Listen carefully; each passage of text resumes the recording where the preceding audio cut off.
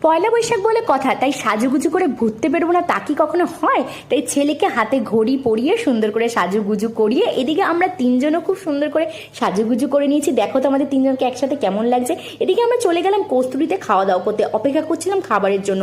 সঙ্গে সঙ্গে চোখের সামনে চলে আসলো গন্ধরাজ চিকেন, তার সঙ্গে ভেটকি পাতুরির একটা মহারাজা থালি, যেটা সামনে পাওয়ার পর আমার চক্ষু ছানা বড়া। এটা একদমই অনেস্ট রিভিউ, কোয়ালিটি এবং কোয়ান্টিটি খুবই বাজে ছিল। কোয়ান্টিটি খুবই কম দিয়েছিল এত বড় থালি হিসাবে, আর তার সাথে কোয়ালিটি যদি বলো, খাবারের কোয়ালিটি খুবই বাজে ছিল। এর আগেও আমি অনেক রেস্টুরেন্টে খেয়েছি, কিন্তু এত জঘন্য টাইপের খাবার আমি কোথাও খাইনি। এখানে ভেটকি পাতুরির নাম করে কাতলা মাছ ভেটকি পাতুরির নামে চালিয়ে দেওয়া হয়েছে।